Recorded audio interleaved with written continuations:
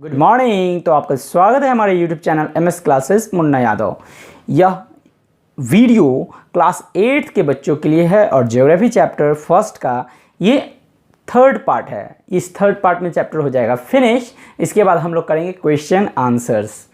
तो चैप्टर संसाधन जो है इसका वीडियो पार्ट 1 भी बना है और पार्ट 2 भी बना है। अगर आप नहीं देखें तो पहले उसे देख लीजिएगा, फिर आप इसे देखिएगा, उसके बाद ईजिली आप समझ जाओगे कहानी क्या है। अब देखिए मैं कहना क्या चाहता हूँ। तो टॉपिक है हमारा प्राकृतिक संसाधन संरक्षण की आवश्यकता। मतलब जो प्राकृतिक संसाधन है उसकी संरक्षण की आवश्यकता, उसके बचाव की आवश्यकता, उसको बचाने का क्या नीड है, ये चीज़ हम लोग जानेंगे इस वीडियो में। सलमा बोली, भैया संसाधन तो हमारे लिए उपयोगी है, फिर हमें तो इनके संरक्षण हेतु प्रयास करना चाहिए। सलमा सही बात बोली है। सलमा को ऐसा लगा, सलमा बोल दी। सलमा बोली कि संसाधन हमारे लिए बहुत उपयोगी है, तो इसके संरक्षण के लिए हमें कुछ प्रयास करना चाहिए। अंशु बोला, हाँ क्यों नहीं, प्राकृतिक संसाधनों के बिना मानव जीवन की कल्पना नहीं की जा सकती है, परंतु इन संसाधनों के उपयोग की तकनीक एवं उनकी आवश्यकता का होना जरूरी है। कह रहा है परंतु इन संसाधनों का उपयोग की तकनीक मतलब उपयोग करने का टेक्नोलॉजी और इनकी आवश्यकता का होना जरूरी है। मान लीजिए कि केरोसिन ऑयल है, जो किरासन तेल है, उसका उपयोग है, आप बिना उपयोग के उसको निकाल के इधर उधर तो सड़क पे फेंकिएगा नहीं। तो ही कह रहा है कि परंतु इन संसाधनों के उपयोग की तकनीक एवं उनकी आवश्यकता का होना जरूरी है। मनुष्य ने अपनी आवश्यकता की पूर्ति के लिए प्राकृतिक संसाधनों का अत्यधिक दोहन किया है।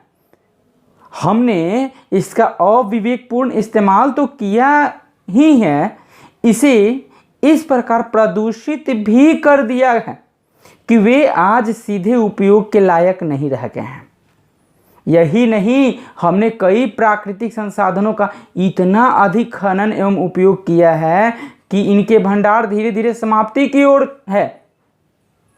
जैसे कोयला खदान से जो निकलते हैं, इतना हम लोग उपयोग किए कोयले का कि अब वो कोयला समाप्त होने जा रहा है। भविष्य में इनके भंडार खत्म होने की पूरी आशंका है।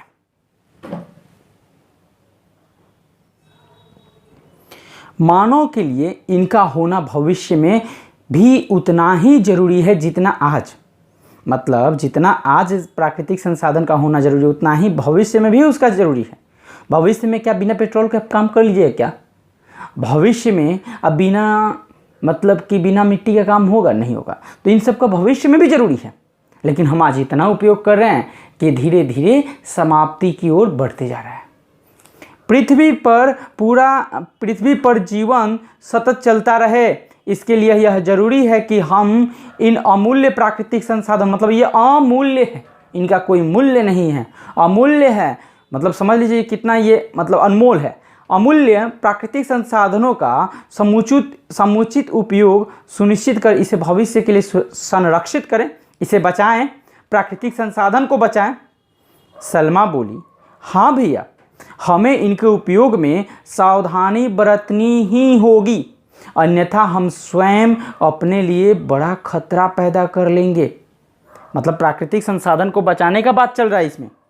तभी शिक्षक महोदय की आवाज़ सुनाई पड़ी, चलो बच्चों सभी लोग बस में बैठ जाओ, अब हमारी गाड़ी आगे बढ़ेगी। सभी बच्चे बस में सवार हो गए, बस आगे बढ़ गई। सलमा इस बात से बहुत खुश थी कि आज उसने कई नई बातों की जानकारी हासिल की। तो जिस तरह से सलमा खुश हुई जानकारी हासिल करके, उसी तरह आप भी खुश होइए। आप भी पीछे वाले वीडियो को देखिए और आप भी जानकारी को हासिल कीजिए। अभी ये वीडियो समाप्त नहीं है, अभी इस वीडियो में जो ऑब्जेक्टिव क्वेश्चंस हैं उसे हम लोग करेंगे। आप कहाँ जा रहे हैं भैया? जाइए मत।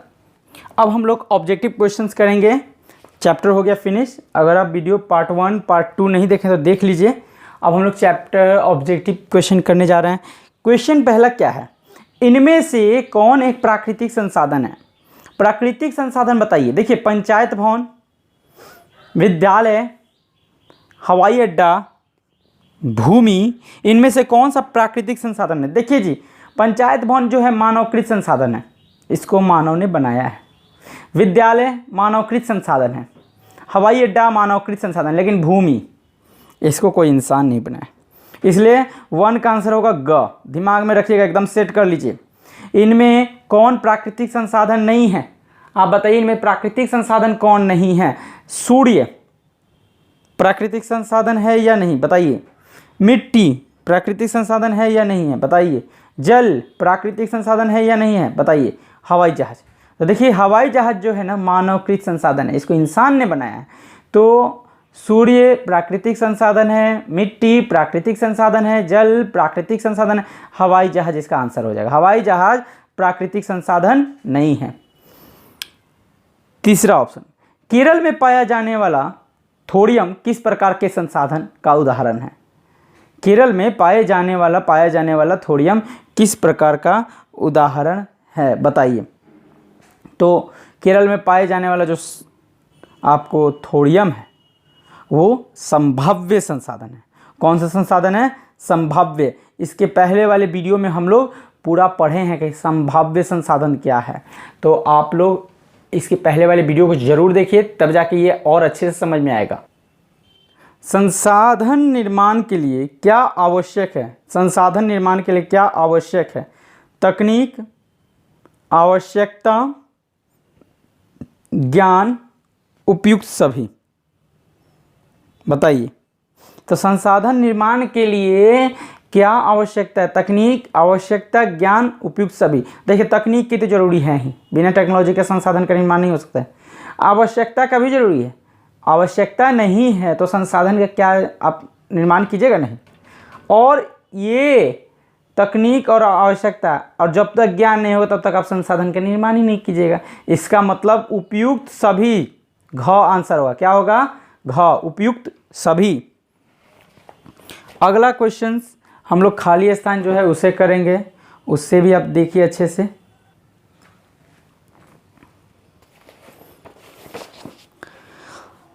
पहला क्वेश्चन, डैश, ये खाली स्थान है। हम लोग बहुवैकल्पिक प्रश्न को कर लिए, अब हम लोग खाली स्थान को करेंगे। तो देखिए पहला प्रश्न क्या है? डैश संसाधन क्षेत्र के विकास के लिए आधार का काम करते हैं।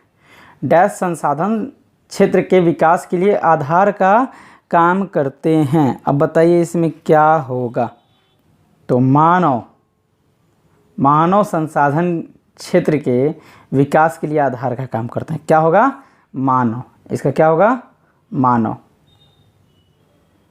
राजस्थान में पाया जाने वाला तांबा डैश संसाधन के उदाहरण है।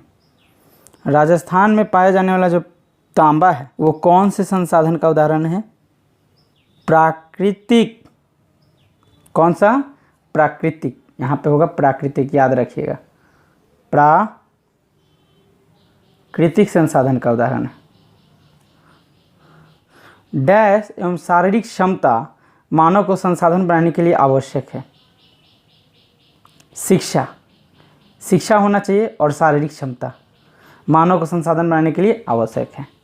ये हमने तीनों क्वेश्चंस को किया आसानी से। आगे के जो प्रश्न उत्तर है उसे मैं लिखवाऊंगा, वो अगले वीडियो में, इस वीडियो में नहीं।